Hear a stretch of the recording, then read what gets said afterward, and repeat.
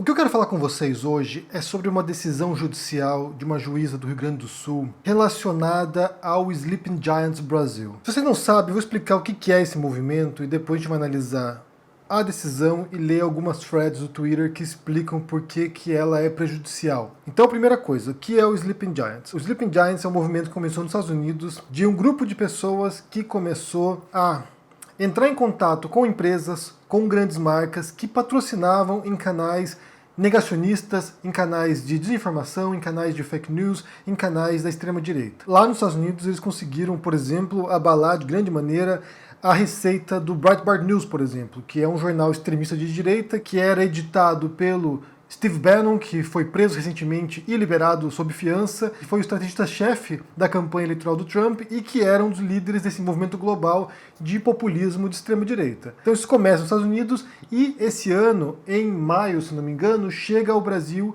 e surge um perfil no Twitter também, Sleeping Giants Brasil, que começa a fazer a mesma coisa no Brasil, começa a contactar marcas, começa a denunciar portais, perfis, influenciadores da extrema-direita que propagam mentiras, que propagam desinformação.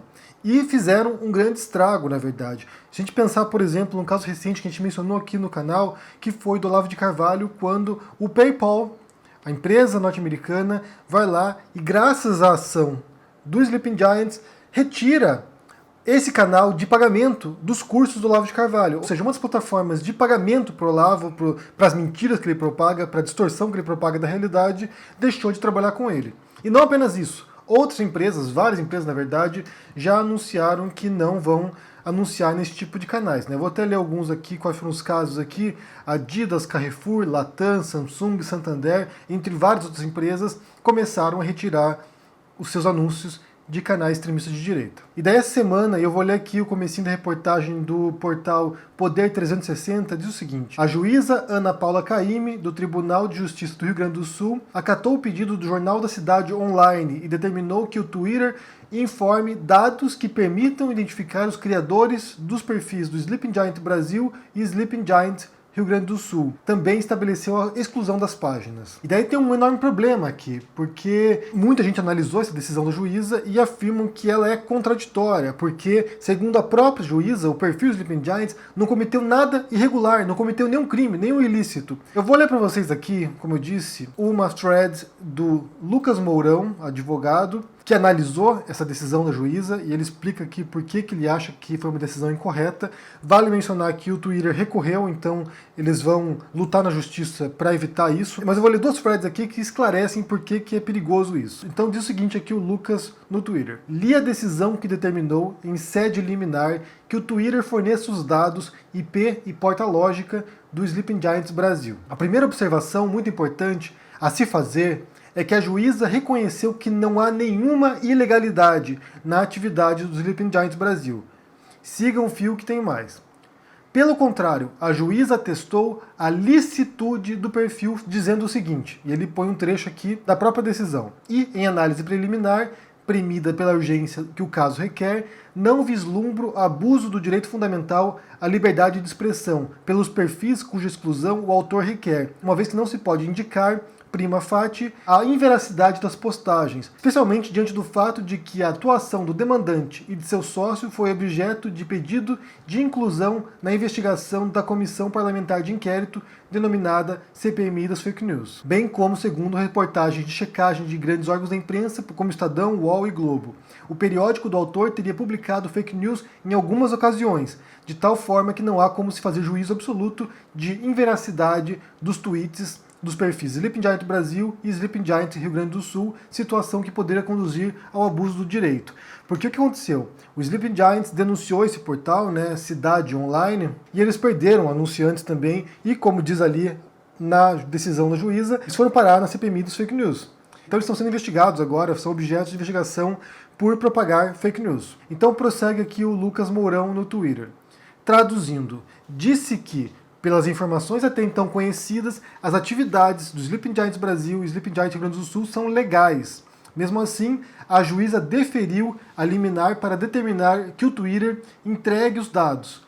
Ela usou basicamente dois argumentos. Risco dos dados de identificação dos Sleeping Giants se perderem.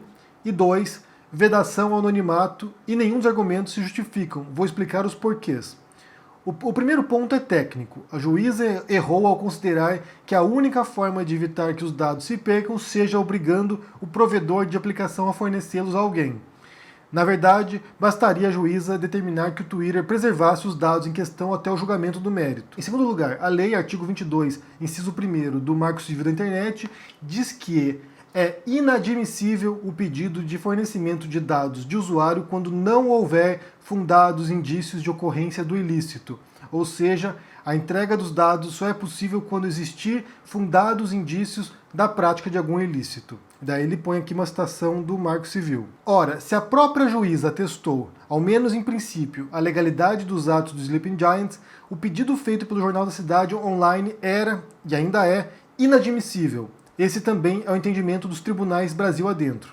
O argumento da vedação ao anonimato, Constituição Federal, artigo 5º, inciso 4º, também não caberia no caso. Isto porque, tecnicamente, não há anonimato se a identidade daquele que se manifesta é identificável. Haveria anonimato, aí sim, se não existisse dados capazes de identificar o responsável pelos Sleeping Giants. A vedação ao anonimato, prevista na Constituição, tem o objetivo de possibilitar a identificação de quem porventura cometer algum ato ilegal, e não é esse o caso, como vimos. Além disso, no caso concreto, quem corre risco de sofrer um dano irreparável são os responsáveis pelos Sleeping Giants, já que, se tiverem seus dados revelados, não terão como reverter o cenário, fato que pode inclusive colocar em risco a integridade dos titulares desses dados. Dessa forma, a decisão liminar, que já foi objeto de embargos e de agravo, ambos incorretamente indeferidos, a meu ver, não tem razão em nenhum de seus dois fundamentos. Vamos ver como o colegiado do Tribunal de Justiça do Rio Grande do Sul vai se comportar. Esse pode ser um dos mais importantes casos sobre o tema. Então, aqui o que o Lucas explica é o seguinte: o Sleeping Giants não cometeu nenhum crime, segundo a própria juíza. Não cometeu crime, não cometeu nenhum ilícito. Então, a exigência de revelar os dados dessas pessoas não procede porque eles não cometeram nada, não fizeram nada de irregular. Segundo ponto, de acordo com a Constituição, de fato, você tem a livre expressão sendo vedado o anonimato, mas o Sleeping Giants não é anônimo no sentido mais específico do termo, porque o Twitter sabe quem eles são. Então eles são identificáveis, e não uma pessoa ou um grupo de pessoas que jamais poderá ser encontrado. O Dead Consensus fez um vídeo muito interessante sobre esse assunto, que eu vou pôr aqui linkado no comentário fixado, para vocês entenderem qual é a noção do anonimato e como funciona na lei brasileira também. Devido a essa decisão aqui, o que a gente está fazendo hoje é subir uma hashtag no Twitter, eu sou o Sleeping Giants, porque todos nós aqui, gente, todos nós que estamos confrontando a extrema-direita, confrontando o olavismo, confrontando o bolsonarismo, confrontando as mentiras, as distorções, as fake news, o obscurantismo, a negação da história, a negação da ciência, todos nós somos, de um modo ou de outro, parte desse movimento dos Sleeping Giants. Porque a gente está confrontando ideias aqui, confrontando propostas, confrontando arbitrariedade, a gente está confrontando aqui essa pauta enganadora dessas pessoas. Então o Sleeping Giants é uma das muitas frentes que a gente tem aqui de enfrentamento desse momento tão pavoroso da política global e do Brasil. Então nós também somos Sleeping Giants. Eu também sou Sleeping Giants aqui. Então vá no Twitter lá e compartilhe a hashtag para a gente poder levantar isso aqui e mostrar que, se por acaso a justiça decidir que os dados deles devem ser revelados, que outras pessoas vão surgir e vão continuar fazendo a mesma coisa. Porque é importante fechar essas torneiras financeiras desses canais, desses portais, desses perfis, porque é o que alimenta esses grupos. Sem o dinheiro eles não podem fazer nada. Basicamente é isso. A segunda frase que eu quero ler para vocês é a seguinte. Foi publicada pelo Rafael Maffei e ele diz o seguinte aqui. Para quem entende que a vedação constitucional ao anonimato permite que administradores de perfis anonimizados, como o Sleeping Giant Brasil, tenham suas identidades expostas, vou contar o caso de uma médica que teve seu próprio assassinato transmitido pelo Twitter. Maria Fuentes Rubio tinha um perfil anonimizado no Twitter, valor por Tamaulipas, que denunciava crimes do cartel de drogas que comandava seu estado. Ela tuitava protegida pelo pseudonimimato, que o Twitter lhe segurava, usava @miut3. Ela era a principal alimentadora de uma hashtag que fazia denúncias de crimes na cidade de Reynosa. A rede era a instituição mais confiável para muitos cidadãos porque o tráfico tinha relações com políticos e policiais. Ela também alimentava a imprensa, sendo protegida pelo pseudônimo. Maria foi sequestrada no hospital em que trabalhava como vingança por ter dado alta a uma criança, talvez filha de criminosos, que ela atendeu no pronto-socorro. e que logo depois morreu em casa. Os sequestradores acessaram seu celular e descobriram que ela era Muit 3. Os sequestradores transmitiram a morte dela por sua própria conta do Twitter, usando a hashtag dos cidadãos jornalistas que denunciavam os crimes do cartel. Encontrei a morte a troco de nada, não cometa o mesmo erro que eu, foram alguns de seus últimos tweets. Agora imaginem se o caso acontece no Brasil. Faria sentido dizer que qualquer preposto oculto do tráfico, por qualquer razão, tivesse o direito fundamental de conhecer a identidade da @Muit3 porque o anonimato é vedado pela Constituição? Por isso o Marco Civil exige que qualquer requerimento de registro de identificação aponte fundada suspeita de prática de um ilícito. Sem essa suspeita, é dever do juiz proteger a identidade dos responsáveis por perfis pseudo-anonimizados, ainda mais de denúncia política. Anonimato, nesse contexto, nem se aplicaria ao caso do Sleeping Giant Brasil. A identidade está guardada com o Twitter, como eu disse aqui anteriormente, e à disposição de qualquer autoridade desde que haja suspeita de prática de ilícito. É um anonimato relativo, como diz, ele põe aqui a do Caf Souza. Se vedação ao anonimato fosse absoluta, diz que denúncia seria inconstitucional. Ricardo Reis só poderia ser publicado com um aviso expresso id real Fernando Pessoa. E a lei 9610, que prevê anonimato e pseudononimato em publicações, seria inconstitucional. Melhor não dar ideia. Nem sei se os administradores desejam permanecer anônimos. Talvez só usem o pseudônimo por marketing. Mas a questão de fundo é séria para quem valoriza o potencial de crítica, sátira, denúncia de tantos perfis por aqui. Espero que o Twitter derrube a ordem de identificação. Então aqui são dois perfis no Twitter, do Rafael Matei e do Lucas Mourão, analisando a situação e mostrando como esse pseudo-anonimato, na verdade, né, que a gente está falsamente anônimo quando você publica com um pseudônimo, quando você publica com algo que não seja seu nome, um nick, por exemplo, na verdade você não é anônimo para o sistema, você não é anônimo para o Twitter, para o Facebook, para o YouTube. Você é alguém com identidade. Então a gente tem o direito de publicar com perfis pseudônimos, né? É um direito, desde que a gente não cometa nenhum crime. E aí que entra a questão. O Sleeping Giant não cometeu nenhum crime. A denúncia que ele fez contra esse portal, esse jornal da cidade online, foi mostrando que eles publicaram fake news, e de fato eles publicaram, tanto que foi parar na CPMI, e a perda de patrocinadores para empresas que não querem se associar com um jornal que publica mentiras.